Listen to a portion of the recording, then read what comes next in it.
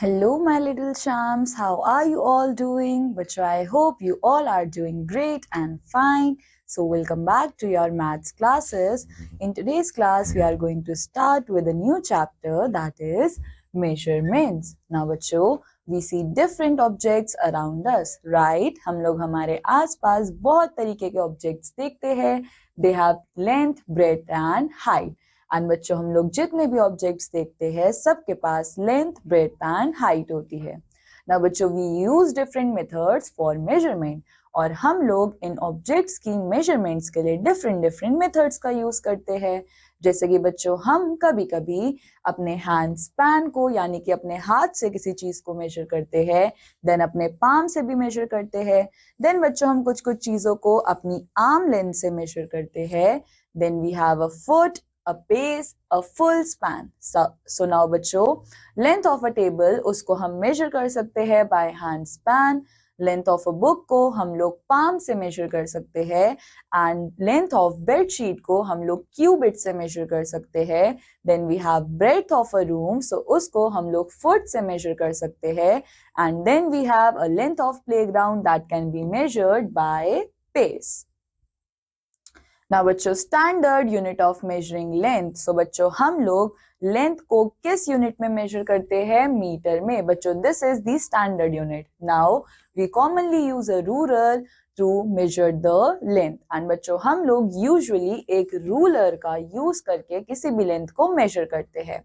ना बच्चों we measure the length of lines by ruler. It is measured in centimeters. So बच्चों ये रहा हमारे पास एक रूलर और हम किसी भी ऑब्जेक्ट की लेंथ को रूलर से मेजर करते हैं. कैसे? हम इन लाइंस को रीड करते हैं एंड बच्चों ये लाइंस जो है वो किस में होती है? सेंटीमीटर में.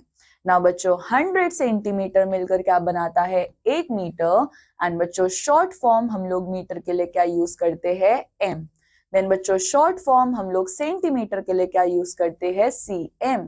देन बच्चों 1 मीटर वो कितने सेंटीमीटर्स के इक्विवेलेंट होता है? 100 सेंटीमीटर्स के लिए. सो हम लोग लिख सकते हैं 1m is equals to 100 cm. Now बच्चों a tailor uses a measuring tape. So tailor भी क्या करता है? वो मेजरिंग टेप का यूज करता है जिससे वो मेजरमेंट्स लेता है हम लोगों के इन सेंटीमीटर. नाउ बच्चों in a cloth a rod of length 1 meter is used for measuring length of cloth. So बच्चों जब हम लोगों को किसी क्लॉथ को शॉप करने के लिए हम लोग जाते हैं तो हम लोग देखते हैं कि उस क्लॉथ के अंदर एक रॉड लगी हुई होती है एंड वो रॉड की लेंथ होती है 1 metre. Now height of a person is measured with height rod. And बच्चों किसी भी पर्सन की हाइट जो है वो कैसे मेजर करी जाती है? हाइट रॉड से. Now write less or more. Now A part में हमारे पास क्या है? Hand span is dash than a cubit. So बच्चों एक हैंड स्पैन जो है वो लेस होता है देन अ क्यूबिट. सो इसी तरीके से आप लोग यहाँ पे लिखोगे कि what is less and what is more. Then we have measurement of mass. So बच्चों we generally use the word weight for the word mass. So बच्चों हम लोग क्या करते हैं? हम लोग यूजुअली किसी भी चीज के मास को निकालने के लिए हम लोग वेट वर्ड का यूज करते हैं. ना बच्चों वेट क्या करता है? वेट मेजर करता है ऑब्जेक्ट्स को विद अ बैलेंस. एंड बच्चों बैलेंस के पास होते हैं 2 पैन्स. आप लोगों ने देखा होगा जब भी आप कभी अपनी मदर्स के साथ फ्रूट्स या वेजिटेबल शॉपिंग के लिए गए होंगे तो जब वो वेजिटेबल्स को वे करते हैं तो उनके पास 2 पैन्स होते हैं. ना बच्चों we place the object to be weight यानी कि जिस ऑब्जेक्ट को हमको वेट करना होता है हम उसको एक पैन में रखते हैं एंड देन अदर पैन में हम लोग क्या करते हैं? We place weight till the 2 pans are the same level. Then बच्चों हम लोग तब तक वेट करते हैं जब तक ये दोनों पैन्स एक दूसरे के लेवल में नहीं आ जाते. ना बच्चों स्टैंडर्ड यूनिट ऑफ मास, जैसे कि हमारे पास स्टैंडर्ड यूनिट ऑफ लेंथ था metre, so standard unit of mass कितना होता है? किलोग्राम. ना बच्चों there are 1000 grams in 1 kilogram. So बच्चों 1 किलोग्राम में कितने ग्राम्स होते हैं? 1000 ग्राम्स. नाउ बच्चों shopkeepers use the following weights for weighing the things. So बच्चों आप लोगों ने देखा होगा कि शॉपकीपर्स क्या करते हैं? वो लोग इन चीजों का यूज करते हैं किसी भी चीज को वे करने के लिए. ना बच्चों short form of kilogram. Kilogram का शॉर्ट फॉर्म क्या होता है? केजी. सो बच्चों 1 kg वो किसके इक्विवेलेंट होता है? 1000 ग्राम के. Now we have comparison of mass. So बच्चों हम लोग कंपेयर कर सकते हैं दो ऑब्जेक्ट्स को बाय देयर मास। सो बच्चों a pen is lighter than a book. So बच्चों एक पेन जो है वो काफी हल्का होता है एक बुक से।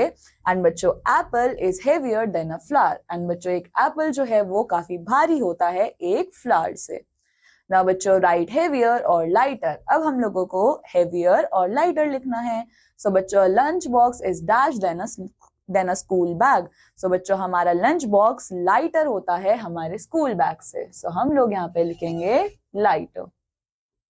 Then we have a car is dash than a motorcycle. So बच्चों एक कार जो है वो हेवियर होती है देन अ मोटरसाइकिल। देन बच्चों a ball is dash than a bat. So बच्चों एक बॉल जो है वो लाइटर होती है देन अ बैट। एंड बच्चों इसी तरह से आप लोग लाइटर और हेवियर यूज करोगे। Then we have measurement of capacity. So बच्चों capacity of a vessel इसका मतलब क्या होता है? Quantity of liquid that it can hold.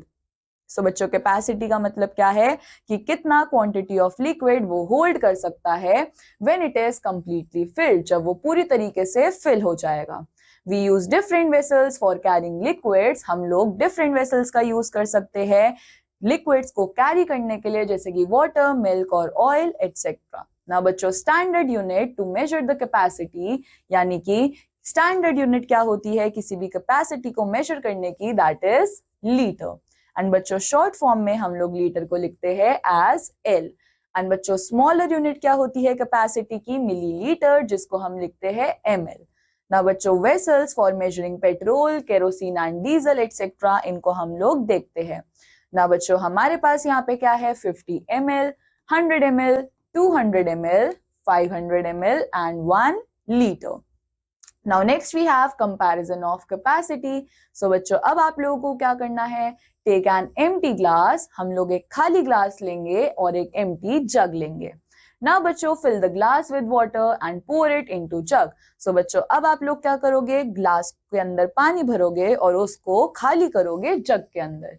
Now जग जो है वो पूरी तरीके से फिल नहीं होगा, तो इसका मतलब हम क्या कह सकते हैं कि कैपेसिटी ऑफ ग्लास जो है वो लेस है as compare to jug. Now बच्चों राइट मोर और less, the capacity of bucket is dash than a mug. So बच्चों एक बकेट की कैपेसिटी बहुत ज्यादा होती है किसी मग से, सो हम लिखेंगे capacity of bucket is more then a mug. Then we have capacity of a cup is dash than a jug. So बच्चों एक कप की कैपेसिटी कम होती है as compared to jug. So इसी तरीके से आप लोग यहाँ पे more और less का use करोगे। Then बच्चों on the basis of the previous concepts we have few questions over here जो कि we have to practice. So we have multiple choice questions. Choose the correct option. Which is the longest pencil? So बच्चों यहाँ पे हमारे पास सबसे long pencil कौन सी है? So we have this A1. Then which is the tallest tree? So बच्चों यहाँ पे सबसे tall tree कौन सा है? This B1. Which one of the following holds least amount of water? And बच्चों इसमें से किसके पास सबसे कम water है? This C1. Then we have fill in the blanks. So बच्चों the heavier between an elephant and an ant is. So बच्चों दोनों में से कौन ज्यादा heavier है? So बच्चों elephant जो है वो ज्यादा heavier है. Then we have the heaviest object is dash. So बच्चों pen, book और table में से कौन ज्यादा heaviest है? Table. Then which is lighter, a book or a bag full of books? So बच्चों lighter कौन है? Book.